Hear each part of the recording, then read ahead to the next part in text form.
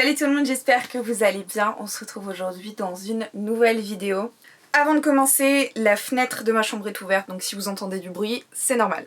Aujourd'hui je vous retrouve dans cette vidéo pour une nouvelle revue de livres ésotériques et c'est un livre un peu particulier. Il s'agit de ce petit livre, Le mythe de la main verte de Gabriel Lartigue. C'est un livre qui m'a gentiment été envoyé par les éditions Danae, un grand merci encore à eux. Mais même si je n'ai pas acheté ce livre, l'avis que je vais vous donner dans cette vidéo est purement le mien et n'a aucunement été incité ou changé parce que c'est un cadeau. Voilà. Initialement parlant, je devais vous faire cette vidéo de lecture ésotérique sur le livre de Kerry Dwen, sauf que le livre est un pavé, donc je n'ai toujours pas fini de le lire et en fait pour ce livre j'ai vraiment très envie de prendre du temps, de vraiment le lire correctement et d'assimiler les informations et de pas me précipiter, donc j'ai préféré repousser un petit peu la vidéo de ce livre-ci. Et entre temps j'ai reçu celui-ci, donc je me suis dit pourquoi pas vous en parler. Quand je vous l'ai montré sur Instagram, il y a pas mal d'entre vous qui semblaient du coup assez impatients que je vous en parle, donc du coup je me suis dit tant qu'à faire, le voici. On va donc dans un premier temps parler du livre en lui-même. Alors la première chose que je note, c'est que déjà il est très très beau, hein. Ça du coup c'est la couverture, là vous avez la 4e de couverture. Vraiment il est très très joli, je m'attendais pas à ce qu'il soit aussi petit parce que au niveau des formats des livres des éditions Danae, je vais vous montrer. Ça par exemple c'est souvent le genre de format qu'on a tendance à retrouver et moi par exemple c'est ce que j'apprécie chez eux, c'est que la plupart de leurs livres sont de la même taille, donc c'est rangé à peu près uniformément dans ma bibliothèque et j'apprécie grandement.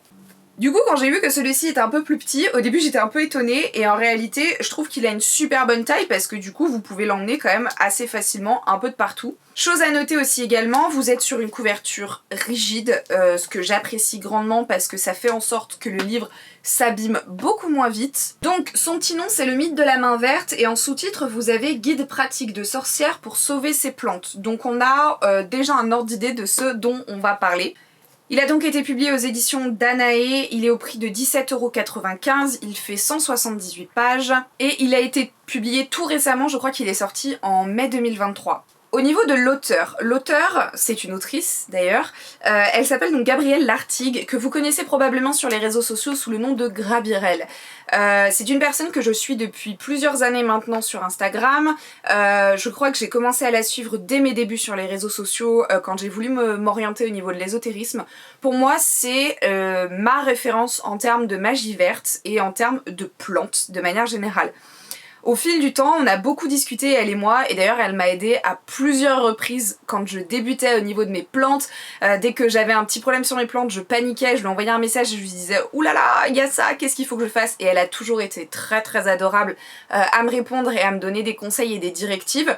Elle a aussi du coup 2 toutous et elle m'a grandement aidée dans l'éducation de Paddy, justement, ce qu'elle mettait en place par rapport à ses chiens, etc. Donc du coup, voilà, c'est une personne du coup que j'affectionne particulièrement, qui a toujours une vibe très bienveillante en fait sur ses réseaux sociaux, et c'est une personne très bienveillante, même si je déteste ce terme, vous le savez, mais surtout en fait qui ne va jamais penser à mal, qui n'a pas peur de dire ce qu'elle pense et c'est une personne vraiment que j'apprécie énormément. Donc quand j'ai appris qu'elle était en plein dans l'écriture d'un livre, je me suis dit ce livre, je vais l'acheter. Et je comptais l'acheter jusqu'à ce que les éditions Danae me contactent. À l'heure actuelle, Grabirel c'est son premier livre, sinon effectivement elle fait du contenu sur les réseaux sociaux à son compte. Elle a un Patreon où elle fait des sortes d'articles de blog, elle a son compte Instagram où elle fait 2-3 petites vidéos sur les plantes, la sorcellerie, mais aussi elle va parler de ses toutous. Elle a aussi sa propre boîte de communication digitale où elle est embauchée par des entreprises pour gérer leur communication digitale, notamment sur les réseaux sociaux, etc. Et à côté de ça, elle a entamé il y a plusieurs mois maintenant une formation de naturopathe. Elle a donc été diplômée et elle exerce maintenant en tant que naturopathe à son compte, en plus de ses 2 autres activités. La nana, franchement, elle ne chôme pas, clairement. Je vous invite grandement à aller suivre son compte Instagram parce que moi personnellement ça fait partie de ce genre de personnes que j'apprécie énormément, et même si j'ai fait un énorme tri sur les personnes que je suivais sur Instagram en termes de contenu ésotérique, Gabrielle a toujours été une personne que je souhaitais garder dans mon contenu parce que elle a pas peur de dire en fait quand ça va pas, elle a pas peur de montrer les défauts de la vie de tous les jours et j'aime beaucoup cette personne et un jour j'espère qu'on pourra se voir IRL. On a failli à plusieurs reprises mais malheureusement la vie a fait que. Donc voilà. Bref, on va peut-être commencer à donner mon avis. C'est pas parce que, à nouveau, j'apprécie grandement la personne et que le livre m'a été envoyé gratuitement que pour autant mon avis va être 100% positif. J'ai un certain libre arbitre. On va, comme d'habitude, commencer par ce que je n'aime pas et ensuite ce que j'apprécie pour toujours terminer sur une note positive. Je vais quand même être très honnête, il y a beaucoup de choses que j'ai aimées et très peu de choses que je n'ai pas aimées finalement. Et ça parce que je trouve quand même que le livre est très très bien. La première chose que j'ai un peu moins aimée, c'est qu'en fait il n'y ait pas de bibliographie. Vous savez, de manière générale, j'ai tendance à faire la chasse aux livres qui n'ont pas de bibliographie. C'est toujours un truc qui me dérange. Aujourd'hui en 2023, je me dis comment on peut faire un livre sans bibliographie. Le fait est qu'aujourd'hui, dans ce livre, Gabrielle nous l'explique dès le début qu'en fait, l'une des choses sur lesquelles elle s'est énormément basée pour écrire ce livre, en fait, c'est sa propre expérience personnelle. Puisque ce qu'elle va nous donner dans ce livre, ça va être très peu de factuel et quand même beaucoup de sa propre expérience et de ce qu'elle a appris au fil du temps. Donc du coup, bah, c'est un peu difficile de sourcer ça. Là où je reproche le fait qu'il n'y ait pas de bibliographie, c'est que je sais qu'à plusieurs reprises, elle parle d'études, notamment dans toute la première partie du livre, où en fait, elle va nous parler de ce lien généalogique, on peut dire, qu'on a avec le monde en fait de la nature. Je vous laisserai découvrir le livre pour ça parce que du coup c'est très très bien expliqué là-dessus et moi j'ai appris pas mal de choses là-dessus. Mais c'est vrai qu'elle parle d'études etc. et j'aurais aimé avoir le nom de ces études pour pouvoir moi derrière fouiller, chercher si jamais c'était quelque chose qui m'intéressait pour aller en fait au-delà de la lecture, aller plus loin. C'est là où en fait je reproche qu'il n'y ait pas de bibliographie. Voilà. J'ai trouvé dans l'ensemble qu'il était un peu trop théorique pour moi. Après, c'est le but de ce livre, clairement. Ça se veut justement théorique et introductif. Elle le dit très bien, que les personnes qui sont un petit peu avancées dans la magie verte de manière générale et simplement dans les plantes tout court, pourront trouver ce livre un peu trop light et pourront passer très vite à autre chose. Et c'est vrai qu'en fait, moi, ce qui m'a dérangée, c'est que y a beaucoup de choses qui sont dites, beaucoup de théories, beaucoup d'informations, etc. C'est pas trop indigeste, pas du tout, mais j'aurais aimé un meilleur équilibre en termes de contenu, peut-être du 50-50, 50% de théorie, 50% de pratique et de tips, etc. Et j'ai trouvé que c'était pas forcément le cas. Dans le même esprit, elle le dit aussi dès le début du livre, mais j'ai trouvé qu'il était un petit peu trop scientifique. Et d'un autre côté, je peux pas forcément lui reprocher parce que c'est pas parce qu'on parle de plantes et aussi de sorcellerie qu'en fait l'association avec le scientifique ne se fait pas. Tout ce qui est attrait aux plantes est scientifique. C'est pas parce que vous allez utiliser les plantes dans un aspect ésotérique avec la magie verte que vous n'allez pas vous baser finalement sur l'aspect scientifique des plantes. D'ailleurs on dit souvent en magie verte que si vous souhaitez apprendre les propriétés des différentes plantes, il faut d'abord regarder leurs effets en herboristerie. Et qu'en fait ça va vous permettre derrière de comprendre et d'assimiler leurs propriétés dans la magie verte. Donc les plantes ont toujours un aspect scientifique parce que c'est de la biologie finalement, mais c'est vrai que j'ai eu cette impression quand même qu'il y avait beaucoup de blabla scientifique et j'avoue très sincèrement, moi j'ai skippé certains passages qui m'intéressaient un peu moins. Voilà. Et du coup c'est vrai que pour moi il y a aussi un très léger déséquilibre sur l'aspect pas magie et magie verte. Le livre en lui-même s'appelle Le mythe de la main verte. Donc en fait on sait qu'on va parler de la main verte en elle-même, de manière générale, et donc le soin des plantes, le fait d'avoir des plantes, et pas forcément de l'aspect ésotérique et sorcellerie. Et c'est vrai que j'ai été assez étonnée quand j'ai lu le livre pour commencer, parce que sachant qu'il est publié aux éditions Danae, qu'il est écrit par Gabrielle, qui est une sorcière, et je sais qu'elle pratique la sorcellerie, je m'attendais à un livre beaucoup plus ésotérique du coup, et beaucoup plus axé magie verte. Et en réalité, pas du tout. En termes d'équilibre, on doit être sur... Enfin c'est pas un équilibre du coup, mais en termes de répartition, je cherchais le mot, on doit être plus sur du 30% de magie verte et 70% qui ne contient pas de la magie verte et peut-être plus un aspect scientifique, voire simplement le soin des plantes en fait, tout court. Ce qui d'un autre côté ne détonne pas avec le titre, mais me pose problème par rapport au sous-titre. Guide pratique de sorcière pour sauver ses plantes. Et en fait, pour moi, il y a très peu d'aspect ésotérique qui est donné dans le livre. Vraiment plus vers la fin, puisque d'ailleurs il y a un chapitre qui est intitulé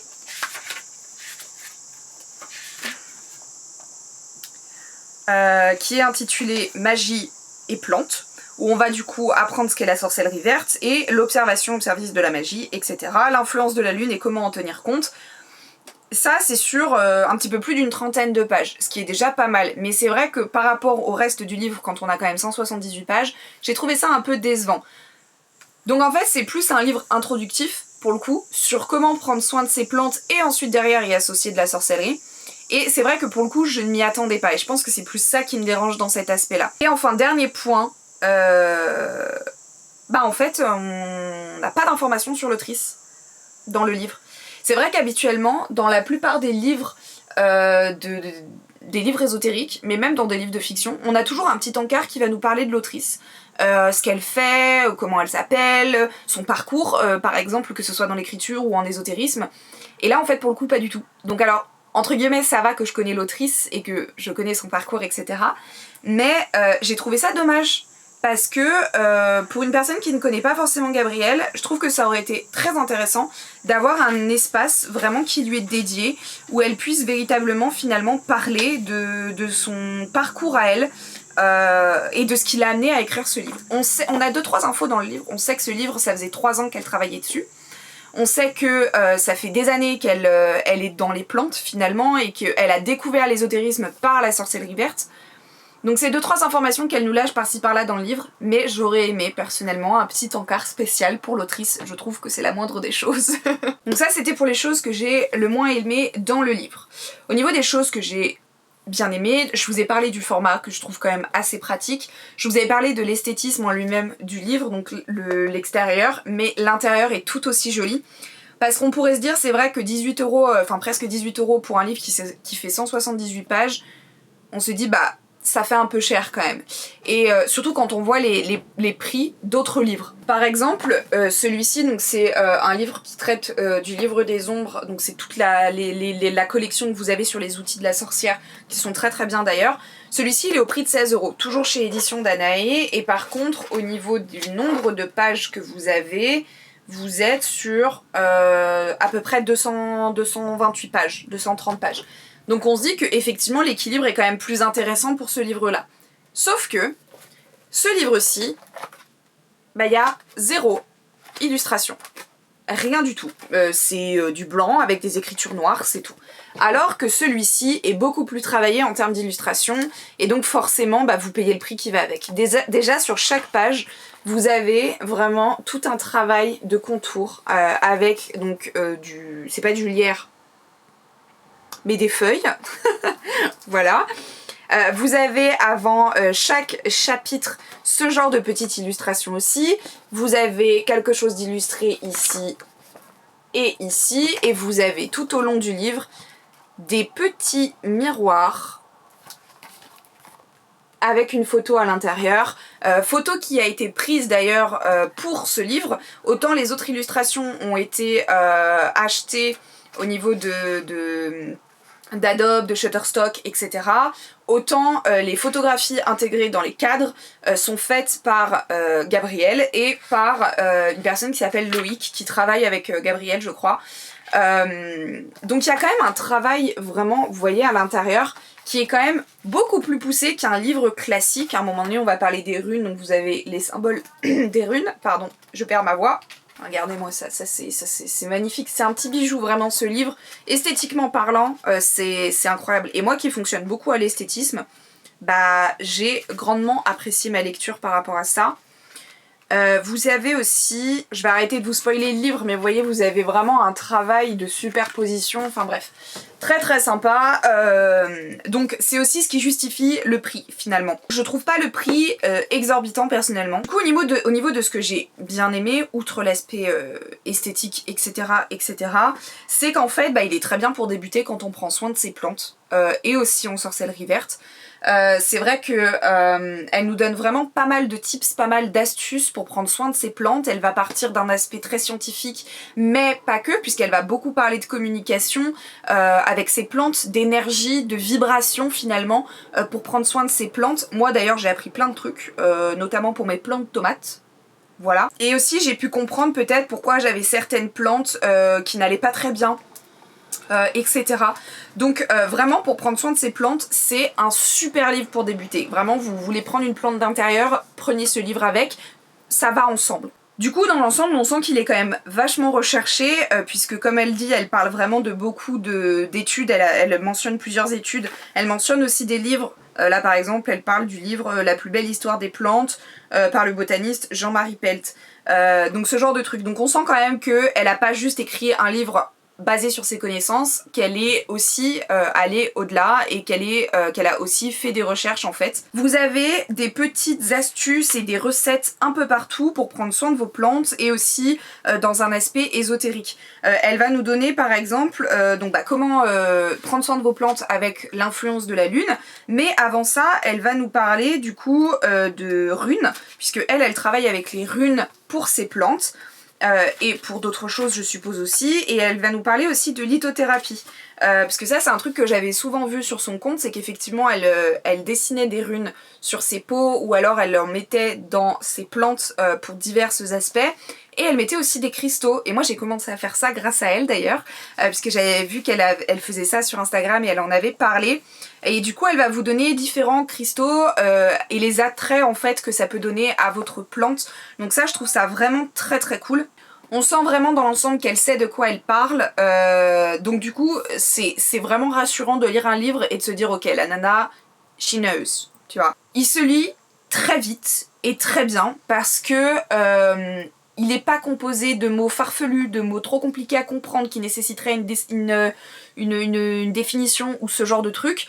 Et puis vraiment à nouveau, elle a une manière en fait de parler, je trouve, qui est apaisante, qui fait du bien et qui te donne pas mal au crâne en fait à la fin. Donc ça c'est vraiment très cool, et puis c'est vrai que pour le coup comme vous êtes sur un petit format, il s'emporte partout, vous n'êtes pas sur d'énormes pages, vous n'avez pas un livre de 500 pages, donc forcément il se lit assez vite. Donc voilà, ça c'était mes avis positifs. Dans l'ensemble, je trouve ce livre vraiment très bien pour débuter à prendre soin de ses plantes et débuter dans la magie verte, mais vraiment introductif, très très introductif. Parce que si vous avez déjà un pied dans la magie verte, je pense que même si en soi toute information est bonne à prendre et il y a peut-être des choses dans ce livre que vous ne saviez pas, je pense que c'est pas forcément un livre qui est fait pour une personne assidue dans la magie verte. Voilà. Malgré tout, ça reste un super bon livre et je suis très très contente de l'avoir dans ma collection, et je pense que je vais m'y repencher à plusieurs reprises pour la magie verte, mais aussi pour prendre soin de mes plantes tout court. Vraiment c'est un très très bon travail, j'ai vraiment beaucoup apprécié la lecture, beaucoup apprécié les informations qui ont été données dedans. Si tu vois cette vidéo Gabrielle, vraiment félicitations, il est très très réussi, on sent que tu as bossé, j'espère que tu es satisfaite aussi de ton travail parce que c'est très important. Je vous recommande donc ce livre. Au niveau de la note, je lui mets un bon 9 sur 10. Incroyable, parce que c'est vrai qu'il est quand même très très bon, il y a 2-3 petites choses qui me chagrinent, mais c'est vraiment léger, c'est pas ce qui va enlever le plus de points au livre et ce qui va vraiment entacher ma recommandation. Dans l'ensemble il est quand même super, c'est un petit bijou autant esthétique qu'au niveau du contenu, donc pour moi ça mérite son 9 sur 10 largement. Voilà, du coup c'était ce que je pensais de ce livre, Le mythe de la main verte de Gabrielle Lartigue. J'espère que cette vidéo vous a plu. Je vous mets donc le compte Instagram de Gabrielle en barre de description, ainsi que le lien pour obtenir son livre si jamais ça vous intéresse. Dites-moi si jamais vous avez craqué pour ce livre et que vous l'avez lu peut-être, dites-moi en commentaire, et si jamais du coup peut-être cette vidéo vous a donné envie de l'acheter. Sur ce, moi je vous fais plein de bisous, je vous dis à bientôt dans une nouvelle vidéo. Ciao ciao.